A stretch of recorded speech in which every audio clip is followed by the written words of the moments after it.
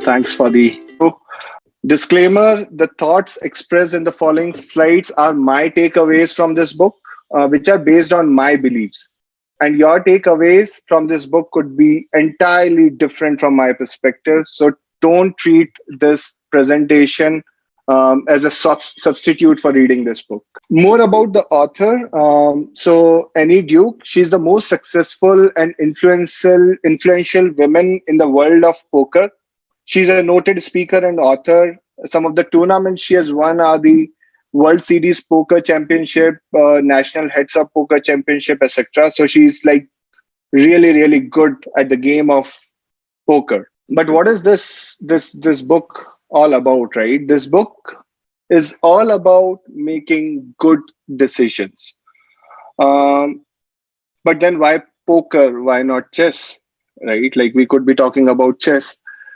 The point is that life is a function, or the quality of life is a function of two things. One is the quality of decisions, and second is luck, right? Whereas, so therefore, poker is a good inspiration. And as you know, right, chess is purely dependent on the quality of decisions. The factor of luck is almost absent, right? So that's why the idea is taking inspiration from a game which involves both quality of decisions and luck, and not a game which involves only the quality of decisions, right? So I'll quickly talk about the three principles which I learned from this book. The first one is, say, every decision is think of every decision as a bet, right? Whenever you think you are 100% sure about something, right? And this could be about the stock market going up or down, marrying somebody, your bet on you will enjoy a new book which you are about to purchase, etc. Think of this decision as a bet. So when you think of this decision as a bet, right? Think like someone else is putting money on the table. You started questioning your beliefs. Then you started thinking of questions. What is it something that I don't know the other person knows? Is the information sufficient for me to make the decision, etc. Right?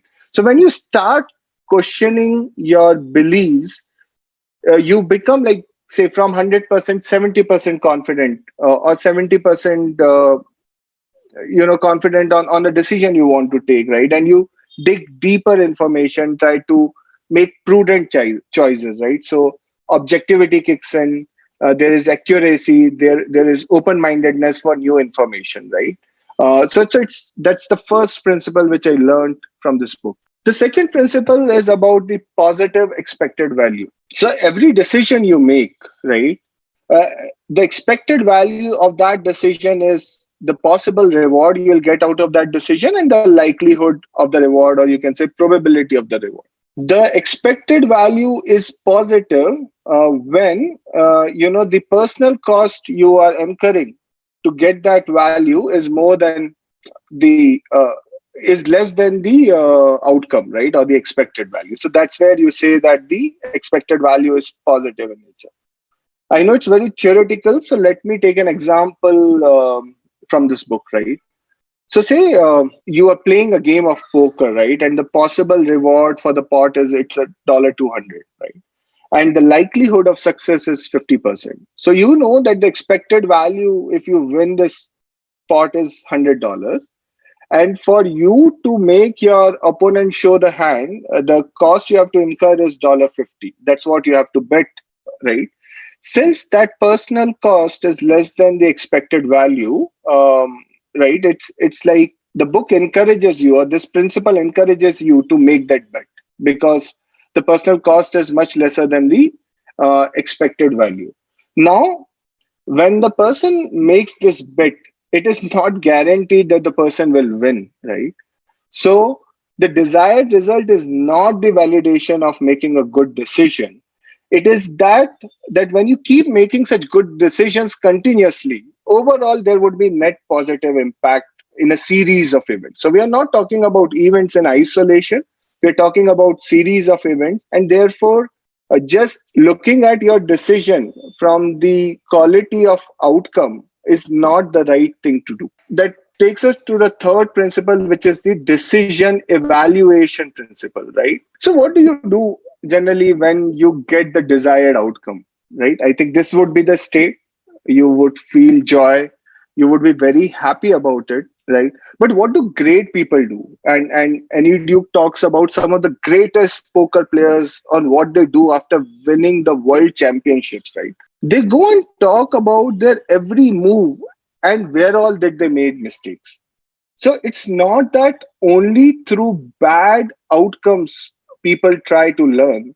It is also about the times when the outcome is favorable, but you question your decision making through that journey, right? So I think the commitment of the book inspires us, right? Whenever we get good result in life, we should at least find two mistakes we made and admit them to a friend or a co-worker or a partner, right? So this is what something which will keep us level headed. That's point number one. Point number two, because you're not judging your decision making from outcome, in the long run you would not make faulty decisions and land at being minus or a negative value of whatever be it, right? The outcome. Oh, this reminds me on the previous slide, right? When we talk about this expected value, right, I do not mean monetary value only. This could also be a value in terms of your happiness, your satisfaction, your health, etc. Anything, right?